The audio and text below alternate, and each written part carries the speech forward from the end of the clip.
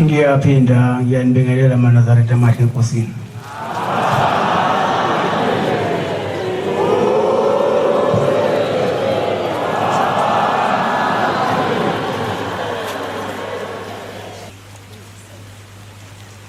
Ngibonge nokuzinikela kwenu nize kulo mhlangano walapha ekuthuthukeni noma izulu lithi lilento eliyona, kepha-ke noma ngabe izulu lina kanje, noma ngabe ilanga liyashisa, noma kuneyiphepho, konke lokho kudumisa ubaba mkhulu.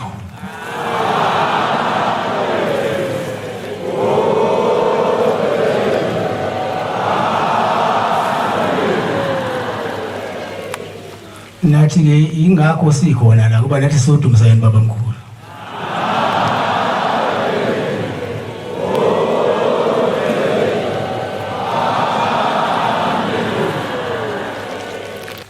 Ingaze ngikhohlwe, ngiyacela-ke njengoba sihlangene la izulu liliyisimo esikusona, futhi uma seniphindile emakhaya oshembe bambe nani ninofika emakhaya niphephile.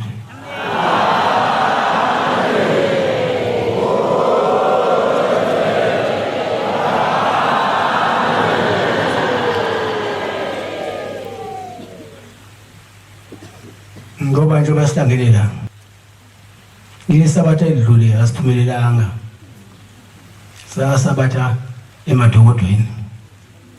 Namhlanje-ke umhlangano uyavalwa, nombani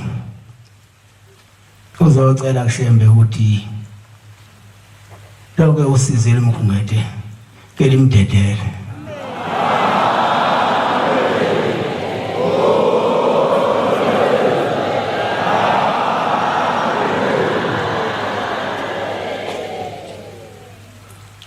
Nabagulayo bazocela kushembe ukuphila, ngoba ushembe nje yedwa nje unguphila.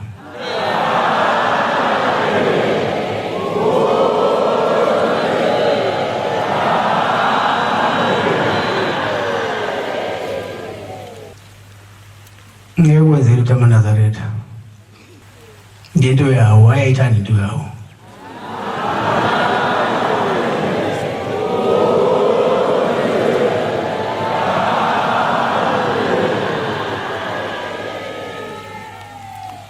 Ngifisa-ke noma ngifisela-ke nalabo abafikile bezobona noma bezivakashele noma bezocela ukuqaqelwa yinkinga ey'thize ney'thize, befike ngosuku nje engathi bahamba iy'nkinga zabo sey'qaqekile.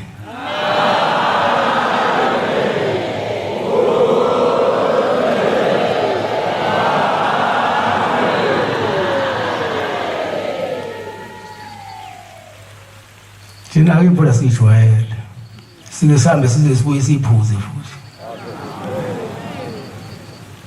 Asime ngoba sithi masiya eKenani sime ngoba kuthiwa liyana.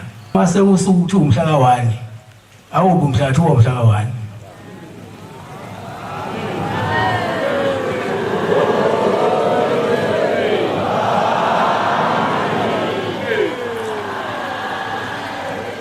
Kodwa-ke ngizocela-ke ukuba mfishane ngoba nama ngithandi niphume la ethempelini sekhona sebefuna ukuyiswa kodokotela, ngoba ngiyazi siphila ngokuhlukana. Khona abantu abanezifo abangayizwani nemvula kodwa abathandayo ukuba senkozweni. Ngicela ngathi ushembeke angathi ukubavikela kancane.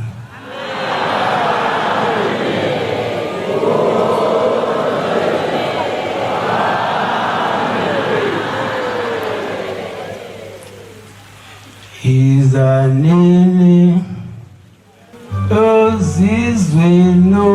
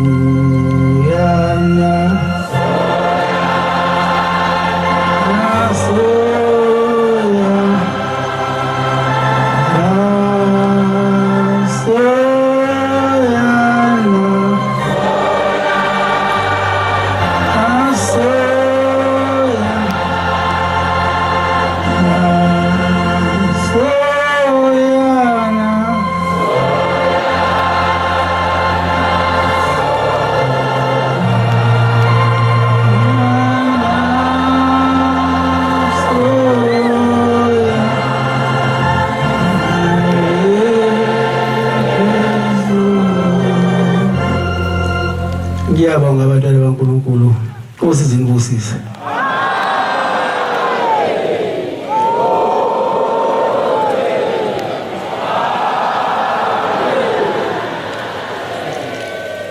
Ngisukuma nokubongela izwe lapha eGauteng namafethelo ukhunjulwa uShembe namanazatha asihlini ngoba uShembe bayengasanivakashili aloyihlola ukuthi ngabe none ngani umntaka Mayikisa ngoba uShembe bayifika ezweni la ngakini sijwayele ukufika nezimvula eba namhlanje ngathi sifike nemvula eningi kakhulu siyacela ukuthi uNkulunkulu mayisipha asiphe phela asikalele imvula iyisifo bayamuka kwezinye indawo nje abanye bayicela abalimile abanye bayamuka kwezinye indawo bayabajabula kwenye indawo yakhala siyacela ukuthi uNkulunkulu mayisipha asiphe abuye abambe phela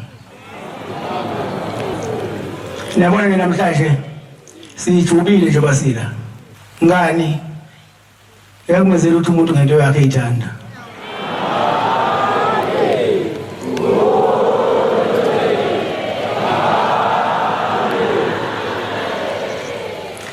ngiyakhumbuza ukuthi njengoba ngilapha ngwenu angizile uzonishumayeza kepha ngizonivuselela ekholoneni nakho wavele namakholonini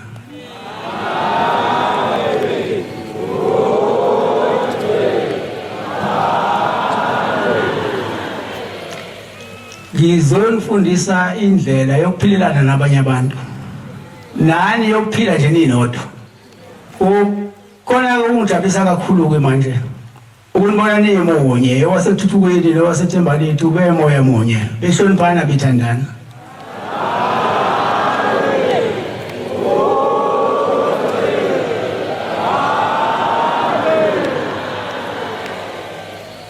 uthando labo ulubona ukuthi libhaliwe ebusweni babo abazenzisi ukuthandana sebayathandana kengithokozisa lokho kungijabulisa ngoba kubona ukuthi into engiyikhuluma iyenzeka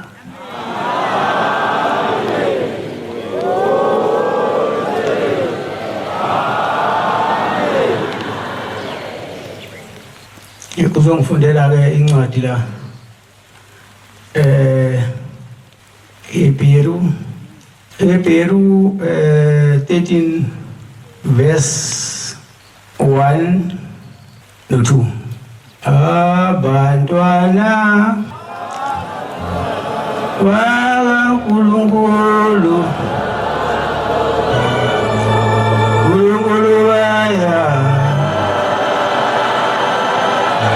bayathandana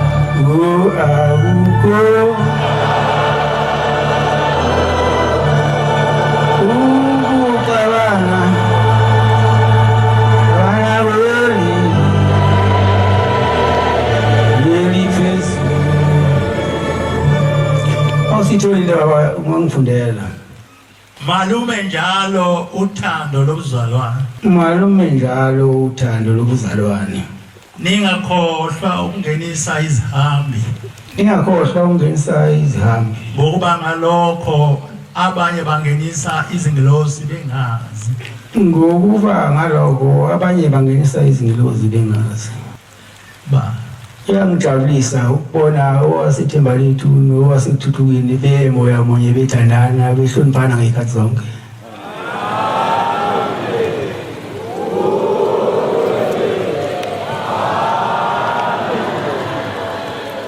Ingakho nje incwadi ithi malume njalo uthando lobuzalwane phakathi kwamakholwa.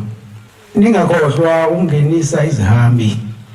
Nabafikayo bezocela ukungena kulo muzi wasethuthukeni lowavula amasango. Ngokuba ngalokho abanye bangenisa izingilosi bengazi.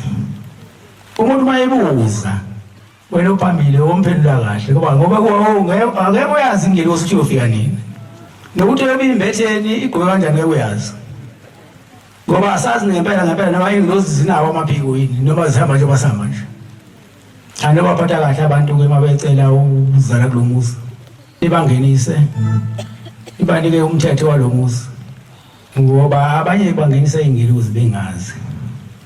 Kungabe futhi umkhulu kakhulu kunabanye yiba mkhulu nje bese bathanda abantu.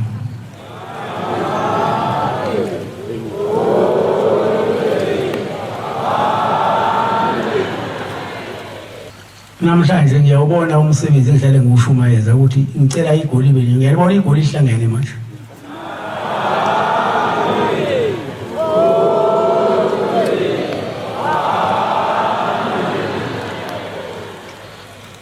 Ngiyacela ukuthi nize ningavumi uma bangene phakathi kwenu. Ngoba uma bayithandi into enhle. Ufuna njalo ukuhlale kuba nobuxokoxoko nokuphikisana. Ungifundela incwadi Efesus 6 verse 10 to 11. Ungangile wazisi awe nasitha sami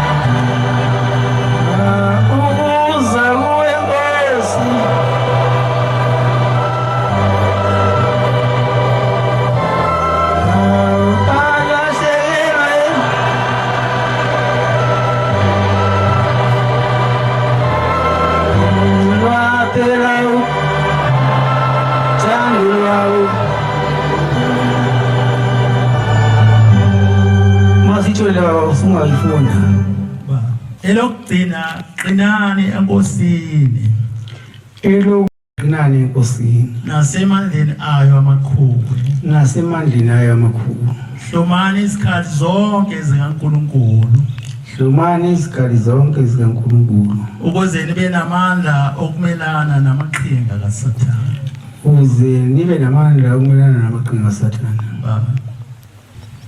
Ngiyabona nje ngihlanganisa kancane. Ngiyabona manje senihlangene. Seniyinto eyodwa. Ngibone kulosa isikhathi sifikile. Naku ukushaya iphika. Base bephuma abafana baseThemba Lethu.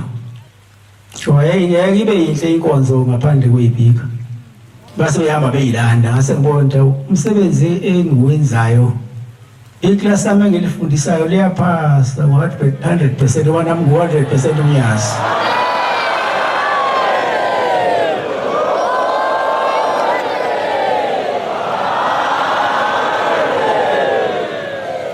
Ngiyacela ukuthi ngabe nisahlehlele emuva.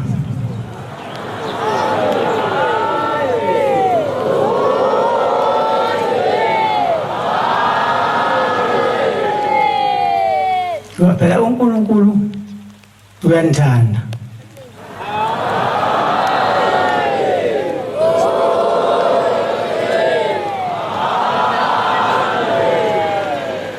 Kanti uNkulunkulu ukuthi uyathokoza manihlale nijabulelana. Ninamelana imini nobusuku. Uheleza moya ukuzwana phakathi kwenu. uNkulunkulu uthanda abantu abahlala ngokuthandana.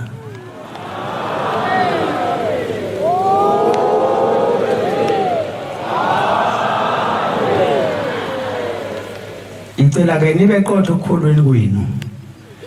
Uyabona ukukholwa mangakavumi kahle. Joncenga.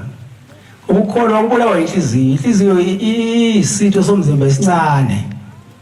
Isifane nolimi. Ulimi luyisitho somzimba esincane. Kodwa zombili lezi zitho zomzimba ziyalibhubhisa ibandla. Nokuzwana ziyakubhubhisa.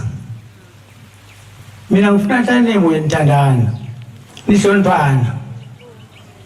Uma ngasuthi uzonda omunye la uzonda ngoba kwenze njalo obusesondweni.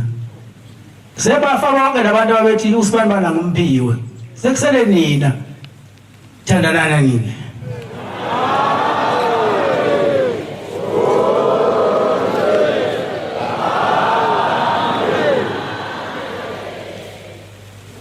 Ukukholwa ke akube ukuvuma kwenhliziyo. Ngoba inhliziyo iyakuthwala ukungcola, iyakuthwala nokuhle. Iyabuthela nje. Kodwa phela inhliziyo ilawulwa wena mnikazi wayo. Mawuthanda okubi nayo yenza okubi. Mawuthanda okuhle bese lilungisa nonembeza. Unembeza ke phela ilento ethi heqe bawenza okubi, ikubuyise kokubi. Bangosana leyo nto angazi uzophila kanjani. Ngoba noma wayenza yonke into yalesontweni. Unikele yonke iminikelo ecelwayo lesontweni. Uhamba 23. Uhamba 14, uhamba 25. Kodwa konke okwenzayo uma ukwenza ngenhliziyo elikhulu. Ungakhipha noma 100 rand, abanye benikela ngo 2 rand. Kodwa uma ukhipha ngenhliziyo elikhulu awuzukusebenzela lo 100 rand. Kuze kube ngcono lo unikele ngo 2 cent. Ngoba usizi lakhe lozwakala. Ufundi lapho umfundisi. Jeremiah 17 verse 9.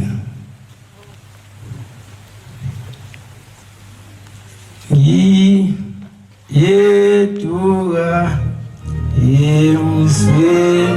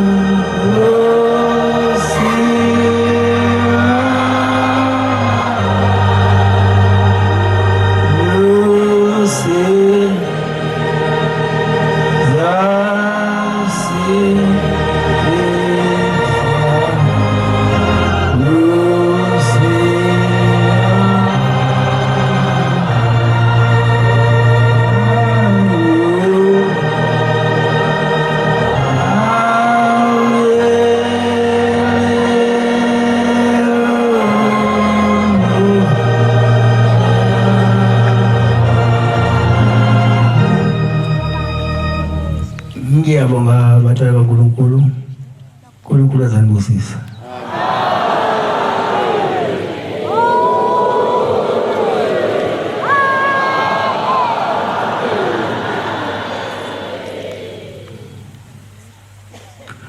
Usithole baba? Ba. Fundeke. Inhliziyo iyakhohlisa ngaphezulu kwakho konke. Inhliziyo iyakhohlisa ngaphezulu kwakho konke. Futhi yimbi kubani ongayazi na. Futhi yimbi ubani ongayazi. Ba. Ukusho ukuthi umthetho wenhliziyo yimbi. Yenziwa wena umnazi wenhliziyo uthi beyinhle. Umthetho wayo kuthiwa yimbi nakubhaliwe la. Uthi ubani ongayaziyo. Yenziwa umnikazi wayo ibe yinhle. Yenziwa futhi umnikazi wayo ibe yimbi. Ingakho nje ithi umuntu angawuhamba u23 vunule afake ibheshu agide enze yonke into enziwe esontweni. Kodwa inhliziyo yakhe mayingekho kuleyo nto. Ngama no25 uhambe no14. Kwenza okwenziwa khona. Kodwa inhliziyo yakho mayingavumi usho ukuthi ayikho into ezile. Mina nje ngimelana ngithunyiwe ngisithunyo. Ngiyimukela iminikelo yini. Ebese laba bangithumile mawunikela ngenhliziyo elikhulu beyikhipha iminikelo yakho. Ubone njalo wena mawufika la uthi baba ngicela umsebenzi ungawutholi. Kanti inhliziyo mawunikela ucela umsebenzi ayikhululekile. Unikela ngenhliziyo elikhulu. Mina ngiyimukela phela ngoba phela ngime phambi kwenu. Ngisebenzela abanye amadoda angekho ngalezulwini. Bese yayisefa le mali yakhe ayibe eceleni ngoba wena unikela ngenhliziyo elikhulu. Yacela ke manazari manje izinto la ekhaya nawuzenza ngenhliziyo enhle mhlawumbe hleke ngibone igqokile.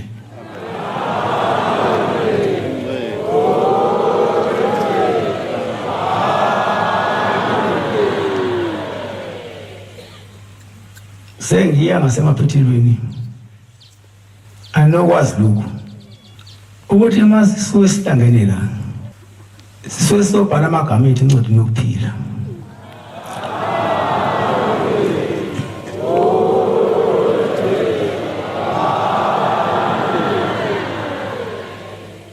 Sizosebenzela umphefumulo ngoba inyama ishona phansi. Sizosebenzela umphefumulo ubani uyithola indawo olizayo. Abantu abasihlangene nasebenzela kuya kwelinye izwe elizayo. Manje kulela lizongena ngemsebenzi. Yenza umuntu ahambe la emhlabeni. Athi yazi wezulu ngizobika bese ngihambile. Kodwa ngenifica niphelele lapha wena wasuthi angibuyele emhlabeni. Kodwa ngazi mangithi ibuyele emhlabeni ukuthi ufike uhambe ngayiphi indlela bese ubuyele emhlabeni. Noma ukuba yona indlela le kade uhambe uyenza. Kanti mase sihlangana nawe olizayo sibuze emhlabeni balokhola ngempela.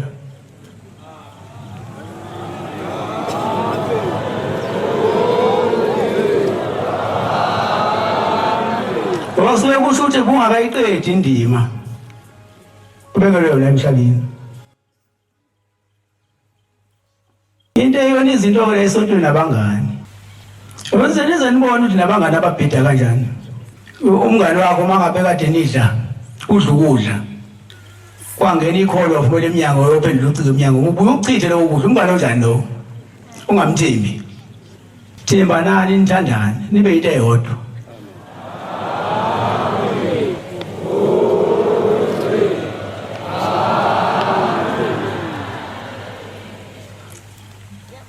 Ndiyabona le wasila sisezulwini lokuqala.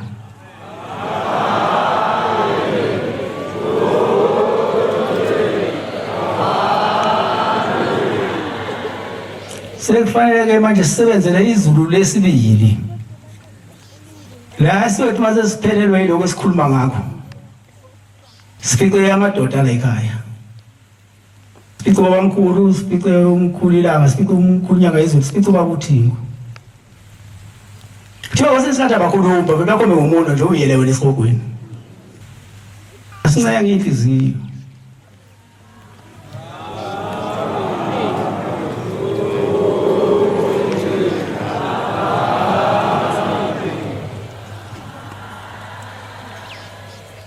singavumi usathana sidukisa nasemkhondweni okuya ezulwini futhi lo mkhondo okuya ezulwini ovalwa yithina lento sayiphiwa kwaNkulunkulu asiyikuyiphuca umuntu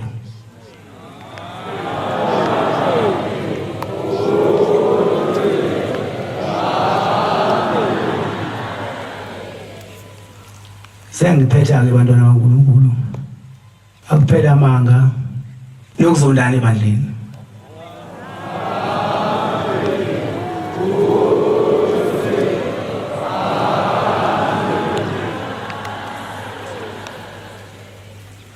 kube nokuthula futhi ebandleni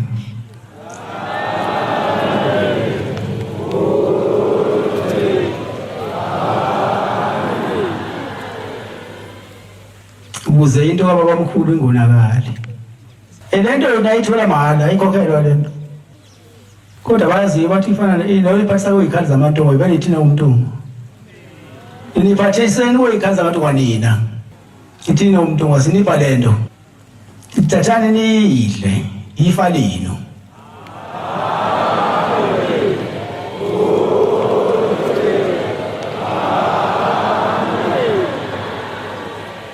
Nkosi busiseni kuzwini